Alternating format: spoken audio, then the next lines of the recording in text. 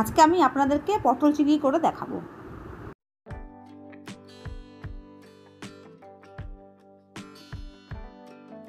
দেখুন আমি কি নিয়েছি। আমি এখানে 5 মতো পটল কেটে নিয়েছি এরকম গোল গোল করে, আর বড় সাইজে 3টে আলু ও বড় বড় করে কেটে নিয়েছি। আর এখানে 200 গ্রাম মতো চিংড়ি মাছ নিয়ে নিয়েছি। আর এখানে নিয়ে নিয়েছি ফোড়নের জন্য নিয়ে নিয়েছি 2টো তেজপাতা, 2টো বড় দারচিনি, আর 3টে লবঙ্গ, আর 3টে এলাচ, আর কয়েকটা গোলমরিচ। আর ওখানে নিয়ে নিয়েছি পেঁয়াজ কুচি নিয়ে নিয়েছি, আর কয়েকটা কাঁচা লঙ্কা নিয়ে নিয়েছি, আর নিয়ে নিয়েছি আদা রসুন বাটা। এখানে 3টে ছোটো সাইজের টমেটো পিউরি করে নিয়েছি আমি। আর এখানে নিয়েছি নুন নিয়েছি, আর ধনে গুঁড়ো নিয়েছি, আর হলুদ গুঁড়ো নিয়েছি, আর কাশ্মীরি রেড চিলি পাউডার নিয়েছি 1/2 চামচ মতো, আর লাল লঙ্কার গুঁড়ো নিয়েছি, আর গরম মশলা আর নিয়েছি। এটাকে আমি কুড়িয়ে আর বেটে রেখেছি, আর কিছুটা পোস্ত আমি বেটে রেখেছি। প্রথমে চিংড়ি মাছটাকে আমি হলুদ আর নুন দিয়ে মাখিয়ে রেখে দেবো। হলুদ দিয়ে দিলাম আর নুন দিয়ে দিলাম, এটাকে একটু মাখিয়ে রেখে দেবো। তাহলে এবার আমি রান্নাটা শুরু করছি। প্রথমেই পটলগুলো ভেজে নেবো, তার জন্য কড়াইয়ে আমি তেল দিয়ে দিচ্ছি। বেশি করে তেল দেবো, পটল ভালো করে ভাজতে হবে তো।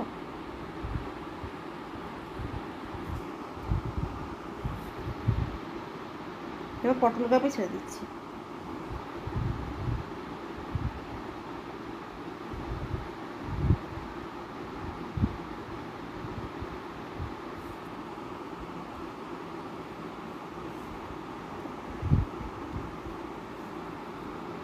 আমি একটু ঢেকে দিচ্ছি, ঢাকাটা খুলে নিচ্ছি।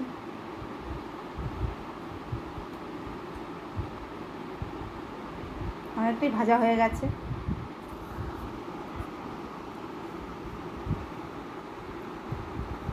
আর পটলগুলো ভাজা হয়ে গেছে, আমি তুলে নিচ্ছি।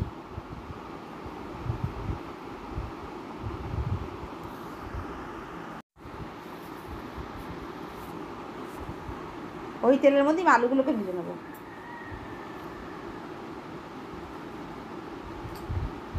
নুন দিয়ে দিলাম, একটু হলুদ দিয়ে দিলাম,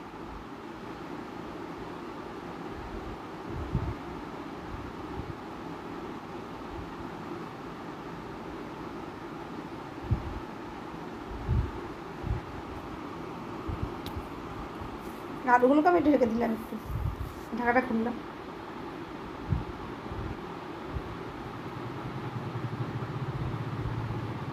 আমার আলুগুলো ভাজা হয়ে গেছে, আমি এগুলো তুলে নিলাম।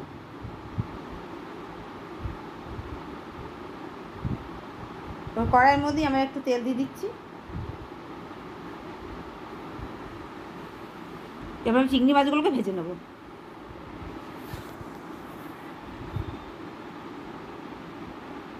আমি দেশি চিংড়ি মাছ নিয়েছি, ছোট ছোট।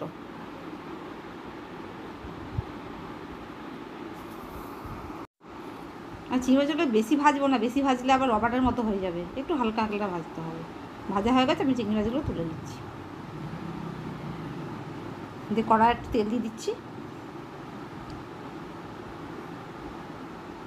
তেলের মধ্যে আমি একটু চিনি দিয়ে দিলাম, যাতে রঙটা বেশ একটু ভালো হয় চিনি দিলে।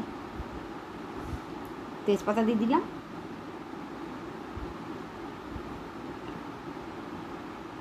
গোটা গরম মশলা দিয়ে দিলাম আমি। দারচিনি, লবঙ্গ, এলাচ, গোলমরিচ সব মিলিয়ে দিয়ে দিয়েছি।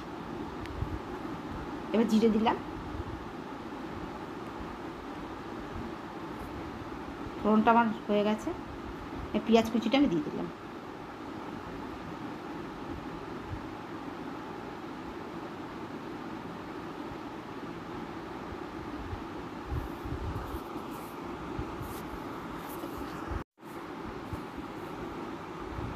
আমি ধনে গুঁড়ো দিয়ে দিলাম,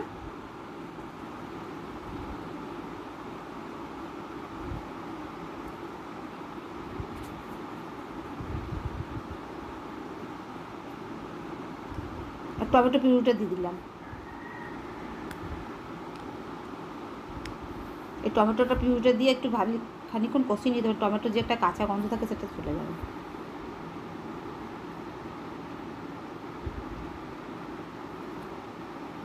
নুন দিয়ে দিলাম, হলুদ দিয়ে দিলাম, লাল লঙ্কার গুঁড়ো দিলাম, আর কাশ্মীরি রেড চিলি পাউডার দিয়ে দিলাম।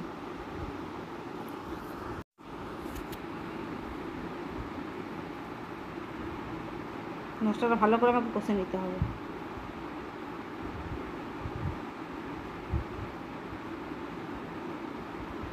কাঁচা লঙ্কা দিয়ে দিলাম কয়েকটা।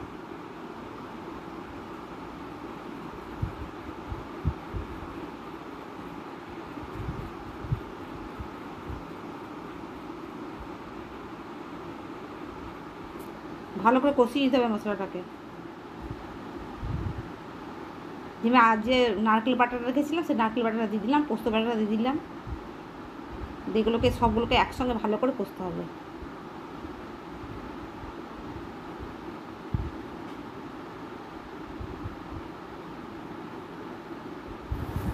গরম মশলা দিয়ে দিলাম, একটু জল দিয়ে দিচ্ছি। এই মশলাকে আমি ঢেকে দিচ্ছি, ঢাকাটা খুলছি।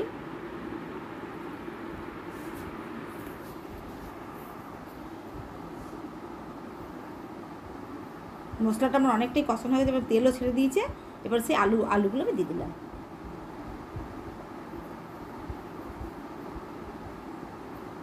আলুগুলো দিয়ে একটু কষাতে হবে।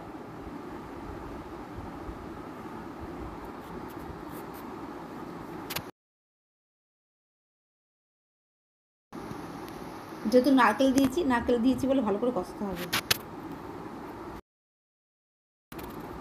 এবার পটলগুলো দিয়ে দিলাম, চিংড়ি মাছটাও দিয়ে দিলাম। সবগুলোকে একসঙ্গে ভালো করে কষিয়ে নেব।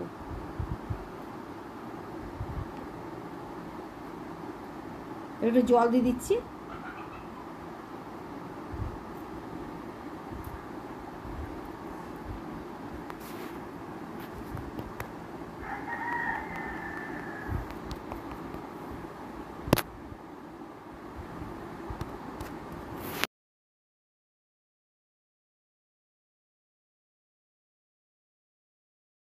এবার পরিমাণ মতো আমি জল দিয়ে দেবো।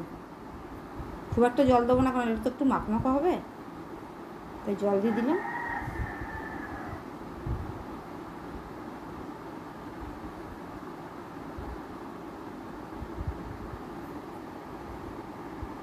এবার থালা দিয়ে ঢেকে দিচ্ছি। এবার ঢাকাটা আমি খুলে নিলাম, দেখছি কতটা হয়েছে।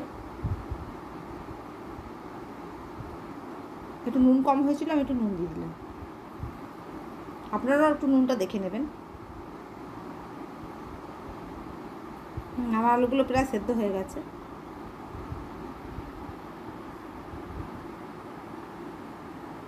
কাঁচা লঙ্কা দিয়ে দিলাম ওপর থেকে কটা। ঢাকাটা খুলছি।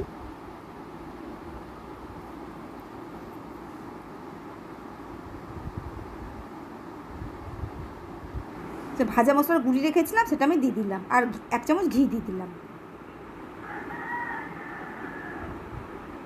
ভালো করে নাড়িয়ে নেবো, সবগুলোকে মিশিয়ে নেবো সব চারিদিকে একদম।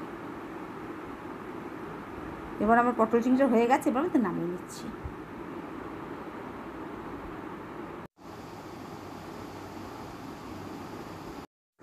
দেখলেন তো বন্ধুরা কীভাবে বানালাম, আপনারা এইভাবে বানাবেন। আর আমার এই ভিডিওটা যদি আপনাদের ভালোভাবে লেগে থাকে তাহলে অবশ্যই করে আমাকে লাইক করবেন। আর ঠিক আছে, আজকের মতো বিদায় নিচ্ছি। অন্য কোনো দিন অন্য কোনো রেসিপি নিয়ে আপনাদের সামনে হাজির হব। নমস্কার।